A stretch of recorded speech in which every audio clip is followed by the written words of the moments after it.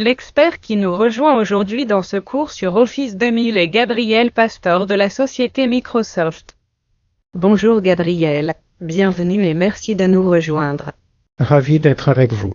Gabriel, avant de commencer, expliquez-nous quelles sont vos fonctions au sein de Microsoft.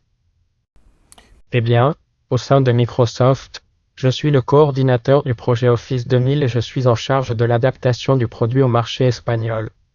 Eh bien, je vois que vous êtes la personne idéale pour nous parler de ce sujet, puisque vous connaissez vraiment ce produit en profondeur. Si vous êtes d'accord, commençons à le voir. D'accord.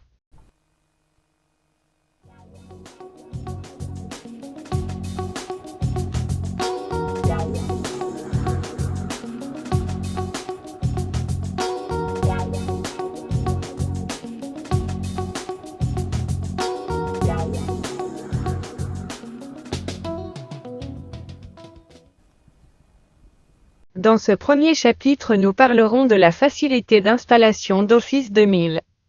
Nous verrons comment nous pouvons avoir un assistant qui nous aidera à l'installation et comment nous pouvons réaliser une installation à la demande. Gabriel, j'imagine que la première chose qu'on va faire c'est précisément d'installer le produit, non? Oui, c'est une étape préalable et nécessaire pour avoir toutes les fonctionnalités d'Office 2000. Eh bien, si vous êtes d'accord, commençons à le voir. D'accord. La première chose que nous allons voir est de savoir comment l'installer. Office 2000 intègre le démarrage automatique, c'est-à-dire qu'il suffirait d'insérer le CD dans le lecteur correspondant de l'ordinateur et il démarrerait automatiquement. Dans ce cas, nous allons le faire manuellement, en sélectionnant le lecteur de CD-ROM, en double-cliquant sur le lecteur et l'assistant d'installation démarre. C'est un assistant très simple, c'est-à-dire que nous n'allons pas avoir de complications. La seule chose est de répondre à une série de questions qu'il va nous poser. J'imagine que ces questions sont dans l'ordre pour que le programme lui-même soit configuré correctement, n'est-ce pas? Exactement.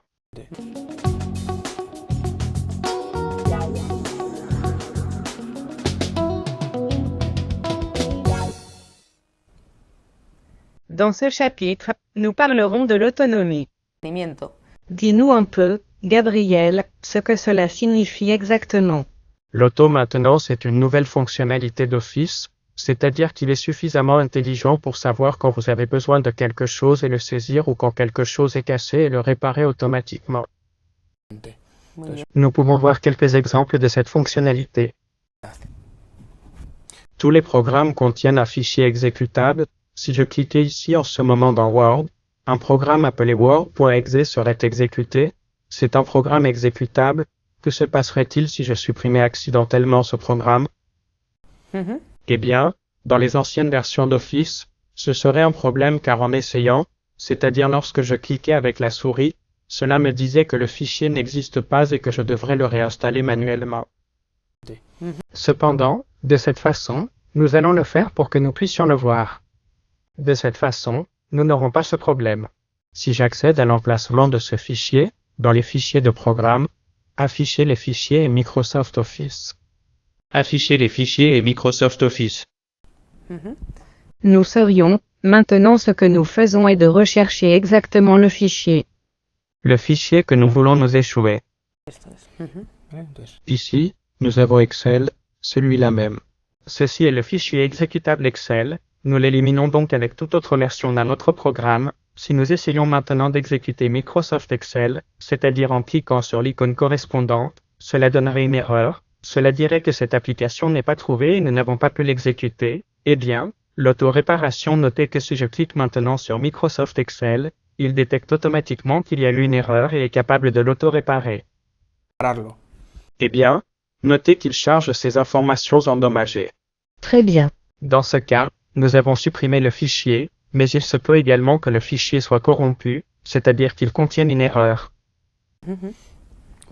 Eh bien, cela a été récupéré et nous sommes entrés dans Excel, comme si de rien n'était. C'est donc exactement de l'auto-réparation. C'est l'auto-guérison. Détectez le défaut et réparez-le. Exactement. Muy bien. Très bien.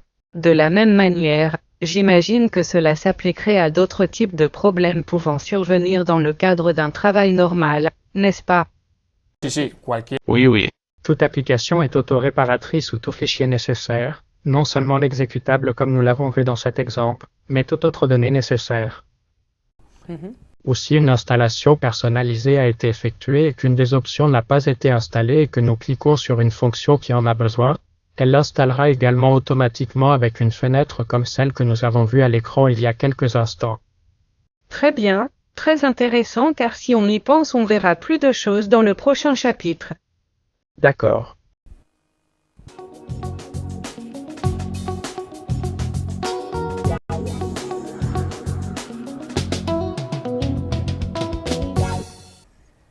Dans ce chapitre, nous parlerons de la plus grande facilité d'utilisation qui a été obtenue dans cette nouvelle version d'Office.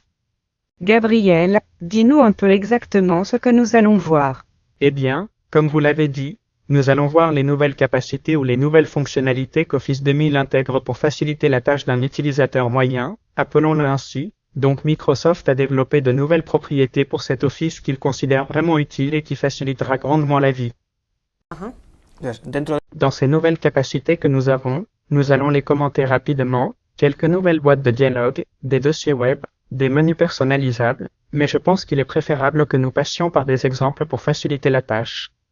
On va le voir. Alors, bon, le menu des programmes, la seule chose qui change par rapport aux versions précédentes, ce sont les icônes, que l'on peut voir ici, mais il est facile de comprendre à quoi chacune d'elles correspond. Très bien. Les nouvelles boîtes de dialogue, eh bien si on regarde bien, les boîtes de dialogue, eh bien, dans ce cas ce sont des menus, mais ça ne change pas grand-chose non plus. La seule chose qu'ils intègrent comme nous l'avons vu dans l'installation. Nouveau message aux nouvelles couleurs. Ensuite, il s'agit de raccourcis vers des dossiers. Quoi exactement?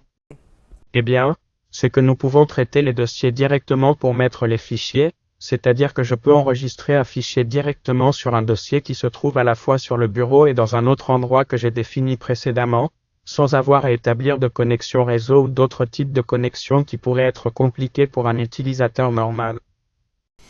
Et une chose ou une nouveauté très importante qu'Office 2000 a incorporée, qui est l'intégration web ou ce que nous pourrions appeler d'une autre manière, l'intégration avec Internet. Internet est aujourd'hui le moteur des communications et c'est ce qu'on a appelé les dossiers web. Et montrez-nous un dossier web pour que nous puissions voir un peu en quoi il consiste. Un dossier web va être un dossier comme celui-ci, mais la différence avec celui-ci est que celui-ci est sur mon ordinateur, il est local. Alors qu'un dossier web va être sur un ordinateur distant, qui si je suis connecté à Internet peut être à la fois à Barcelone et à Singapour. Mais je le traite comme s'il s'agissait d'un dossier local. La seule chose que j'ai à faire est d'aller ici dans mes sites de réseau. Ici les dossiers que j'ai déclarés sur mon réseau apparaîtraient et d'un simple clic de souris je peux me connecter à n'importe quel ordinateur et y enregistrer un document comme si j'avais vraiment sa disque disponible sur mon ordinateur, ce qui facilite grandement la vie des entreprises qui doivent communiquer des informations. Je peux conserver ce dossier ou utiliser des serveurs. De nombreuses personnes partagent le même serveur de manière très simple, pas comme je l'ai dit auparavant, car vous auriez pour établir des connexions réseau, etc. Le tout intégré dans ce qu'on appelle désormais le style de travail sur le web. Très bien.